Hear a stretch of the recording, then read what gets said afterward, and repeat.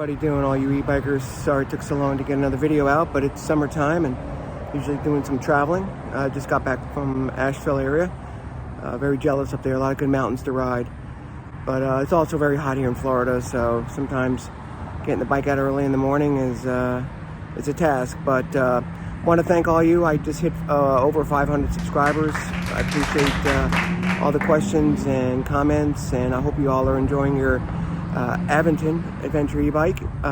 There was some questions that did pop up regarding pedal assist and what the benefit, and do you get enough exercise in riding on a flat terrain. And here's how I look at it. Pedal assist is set to certain speed, so everything even on a flat terrain, pedal assist 1 will get you up to about 10 miles an hour. Anything over that, and if you are in a relatively low gear, maybe 7 or 8, once you push past that point, that's where you start feeling the burn. These tires are rather wide, so they do have some rolling resistance. So what you want to do is, if you want to have more rolling resistance, you can lower the PSI. It goes anywhere from 5 to 30. So that'll get you a little bit more rolling resistance if you really want to push. It on pavement. Of course, if you go off road, you certainly want to lower that a little bit so you don't get so many flats. Another thing that I discovered over the week is I purchased a WD-40 foam chain cleaner and sprocket cleaner.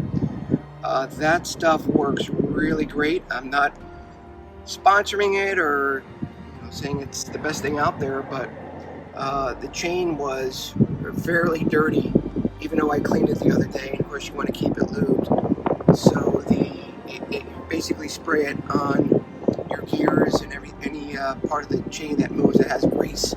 Takes it all off. You grease it back up, or put, not grease, but grease is a little term, but you put on a lubricant, and you'll find that it is so quiet you can't even hear the chain move. Just got over 1,200 miles. Had the bike for just around the 1-year anniversary from my first unboxing video. I have to check that out, but the bike is holding up very well. I'm surprised that a lot of people looked at my last video on changing out the brake pads, but it's there if you need it. So the bike is holding up well. The only thing that didn't hold up well is the preload button keeps kind of breaking. I already had it set to a point where I didn't really need to adjust it, but it did break again. I don't know if that's just the little screw that's in there with the plastic not holding it well, but the shocks are spring. They're holding up very well. I don't necessarily know if I want to upgrade those.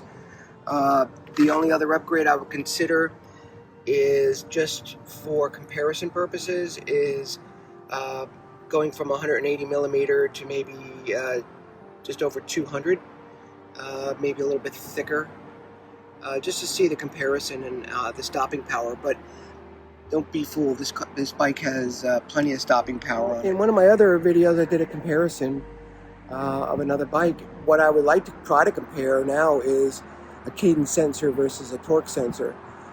Some people like the cadence a little bit better. Some people say it's a little more smooth. Some people say the torque sensor gives you a better real bike feel.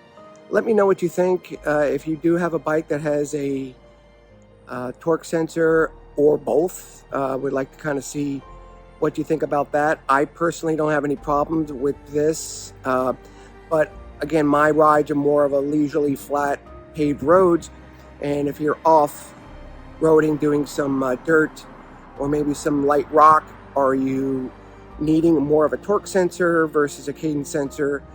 But for the older folks like me, cadence seems to work well just in normal riding. So let me know about that. That'd be something to try to do in the future there for you. What I really like to do is get this bike out into different terrain, maybe a different area of the state. Would have loved to take it up there in the Carolina mountains. That was Certainly something that would have given you not only just a good workout, but the views would have been incredible. I'm getting very good miles. I've been riding for 40 minutes now and only use 5% of the battery. So that tells you that, most of that energy pulling forward is me. So let's do some trail riding.